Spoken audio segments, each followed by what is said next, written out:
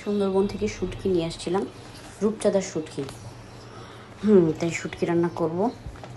শুটকিগুলো খুব সুন্দর এবং খেতেও মজা। তো প্রথমে আমি কাঁচি দিয়ে শুটকিগুলোর ওই লেজ, তারপরে কাঁটা শির দ্বারা এগুলো কেটে নিচ্ছি, লেদার অংশগুলো। শুটকি হচ্ছে ভালো করে ধুতে হয় অনেক বেশি। সাইডগুলো কেটে সুন্দর করে পিস করে নিচ্ছি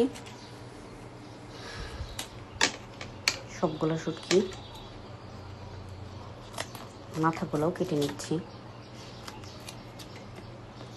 কাঁচি দিয়ে শুটকিগুলো কাটতে ইজি হয়, পছন্দ অনুযায়ী শেভ করা যায় এবং যেটুকু অপছন্দনীয় অংশ কেটে ফেলা যায় সহজেই। সবগুলো ছোটো ছোটো করে সাইজ করছি। তারপরে যেরকম এক এক রকম সাইজ হচ্ছে, যদিও সেম সাইজ হচ্ছে না। সারাদিন কাজের পর প্রচণ্ড ক্লান্ত, দ্রুত শর্টকাট রান্নার জন্য আসলে করছিলাম এটা। তারপর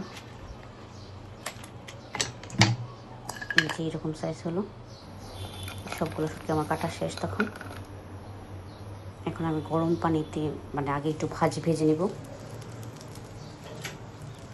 শুটকিটা, কোনো তেল ছাড়া নর্মাল কড়াই বা কি যে কোনো কিছুতে ভেজে নিলে, অনেকক্ষণ ভেজে নিলে ভালো মতো একটা ময়লা যা থাকে একটা স্মেল বের হয় শুটকি ভাজা ভাজা। এরপর হচ্ছে ভাজা ভাজা স্মেল বের হলে সেখানে একটু গরম পানি দিয়ে দিব।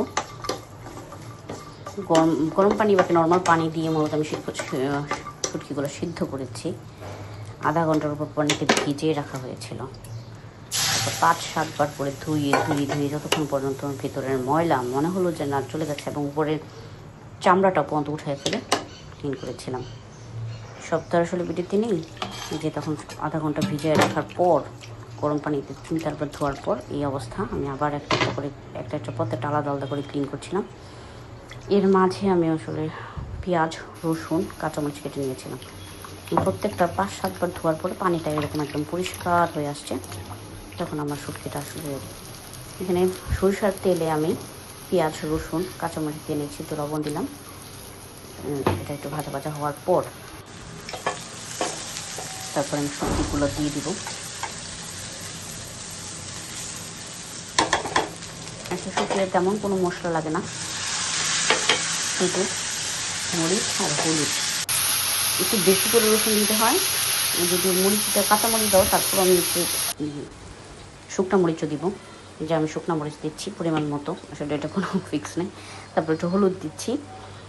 শুটকি মনে হয় যত ঝাল হয় তত খেতে টেস্টি হয়। তারপর সবটা মিক্সড করে নিয়ে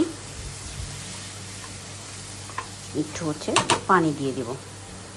সবচেয়ে সময় লাগে হচ্ছে শুটকিটা পরিষ্কার করতে, বিভিন্ন প্রসেসে বারবার পরিষ্কার করতে পারলে শুটকিটা খেতে মজা হয়।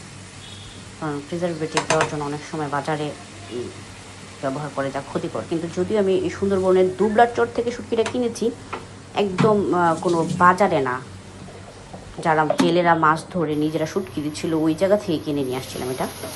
যে আমার শুটকি রান্না শেষ।